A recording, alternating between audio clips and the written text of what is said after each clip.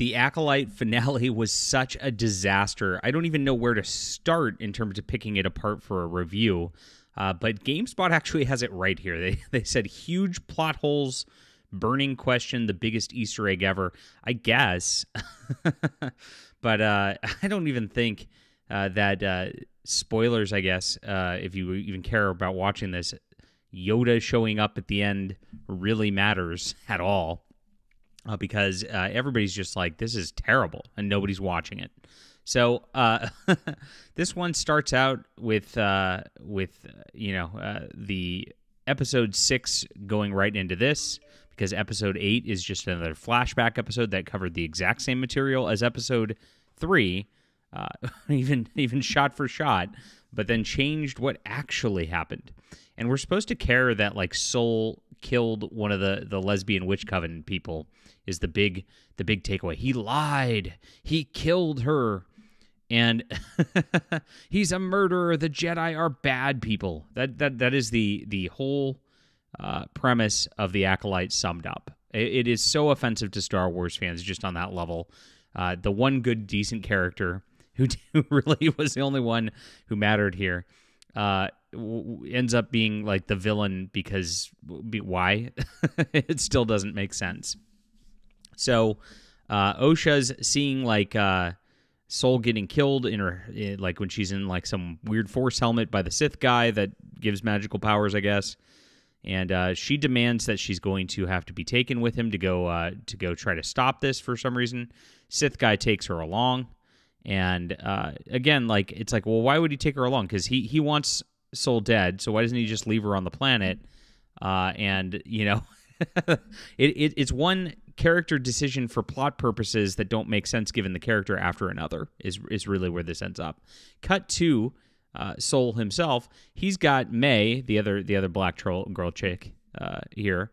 She's tied up, but he's so stupid and incompetent she doesn't realize she's got a droid to help her, and she escapes. And of course, now there's like a escape pod on the craft, which we haven't seen before, which she's able to get off, and it's like a full fighter starship. It's not even just an escape pod. They do some scene through a sort of a ring asteroid field type of thing as they do a fight. It looks cool, but again, it's just like, why is this happening? It doesn't make any sense. They end up going down to the planet, which is where they all ended up from. And again, why are they here? Like, I mean, there's no reason to go back there. They don't need that place. So why did Soul take them there? Again, just nonsensical character stuff. Whereas he should have just taken May back to the Jedi Council. I mean, once his ship was working, why wouldn't he go back to Coruscant? Or why wouldn't he just wait for the Jedi to show up to kind of collect them if they were having ship problems? I mean, none of this stuff, again, it's like, why? And there's no answers. It's because the plot demands it, and Leslie Headland is such a hack writer that she just, kept going and then didn't come answer these things. And when you set up the series as a mystery, which this series is set up as a mystery, you have to answer the questions. You have to answer the questions. That is the whole point of storytelling, you dummies. But my gosh.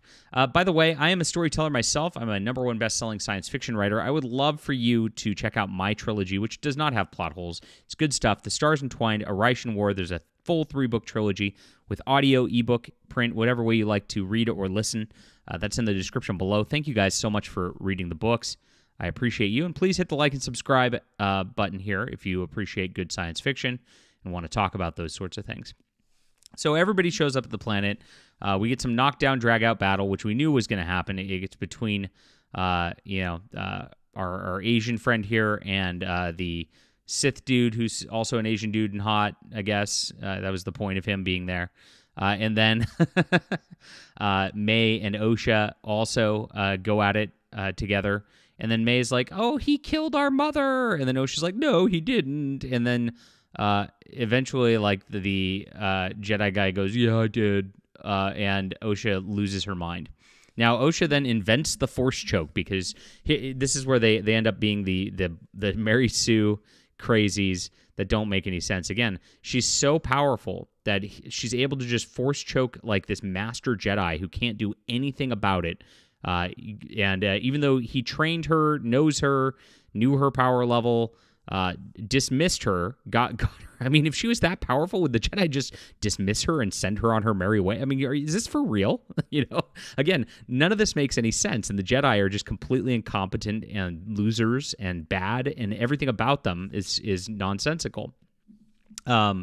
She invents her force choke and kills him because she got so mad. Wow. And then all the Jedi show up thanks to the green lady who's Leslie Headland's lesbian lover who got cast in the show even though she can't act. And obviously a Harvey Weinstein-esque situation going on there.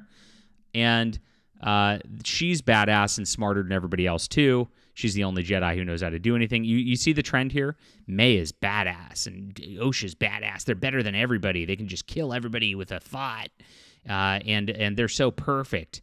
And they're all Mary Sue chicks, and all the dudes are bad, right? Because this is written by lesbians. So in that, May and Osha try to hide, and Osha forgives May.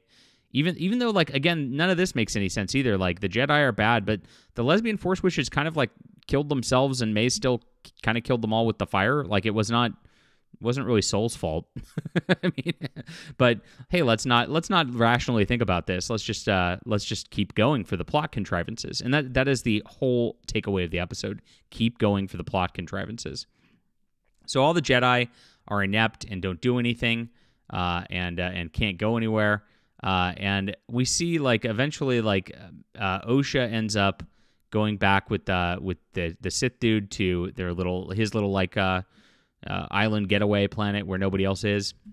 And in this, they do the most amateur hour writing thing I've ever seen. And that's not what's on in the image. Instead of just taking May with him, which I don't know why he just didn't, they just take Osha only. He's gonna erase Osha's memory or May's memory with the Force. I didn't know they could do this. They could just blank people out with the Force. This is brand new too. Never happened in any sort of canon or anything like that.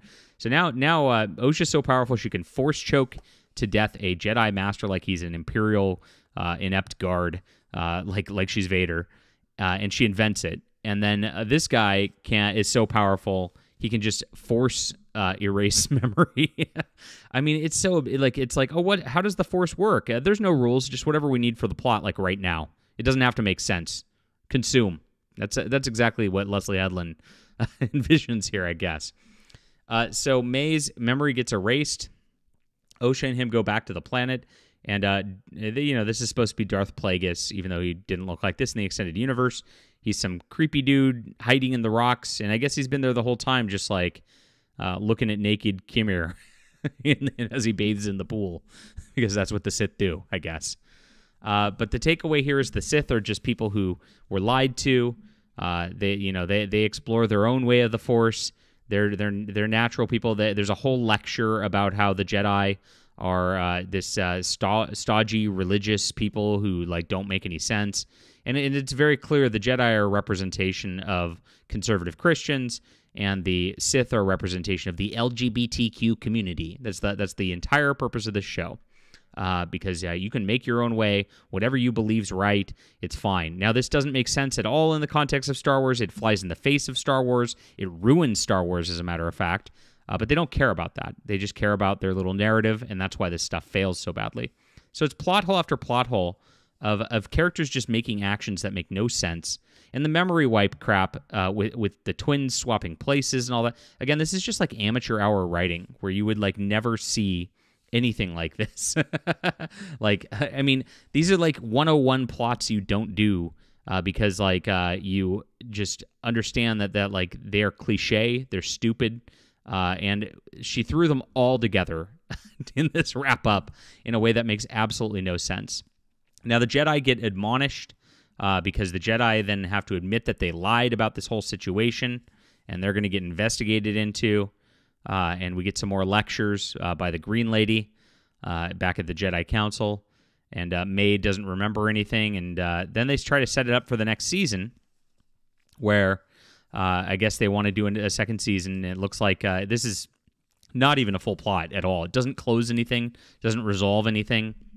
May and Osha just swapped places. Now we're going to set up another mystery where May has to chase after Osha now rather than Osha have to chase after May like this season. And so we spun around in circles for 8 episodes and didn't accomplish nothing.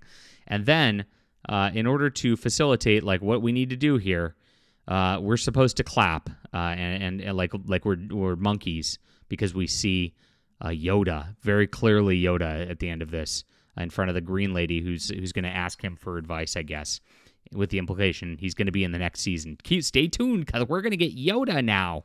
Yay! Remember Yoda? Oh, it's so painful. This is so bad. Everything about the Jedi has been destroyed. The Jedi are the bad guys now. None of the characters made any actions that made any sense. There's so many plot holes that it's just mind-boggling.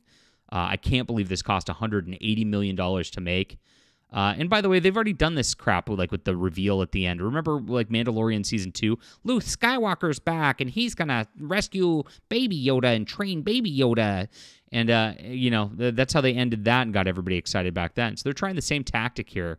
But at least that plot in The Mandalorian made a little sense and was interesting. This is just like throwing Yoda in here just for the sake of it, which is, painful. All right. So at the end of the whole show, it looks like the review bomb, quote, held. The audience still doesn't like it. It went up 1%. And I think it did because we had the action scenes back and forth with lightsaber battles. And we had the action scene in space a little bit. So there's 1% of people that went from 14 to 15% who were placated by a little senseless action. But you need more than that to have a good show. And you can see that the average tomato reader for the critics is finally dropping. They're finally admitting this was a train wreck after all of this.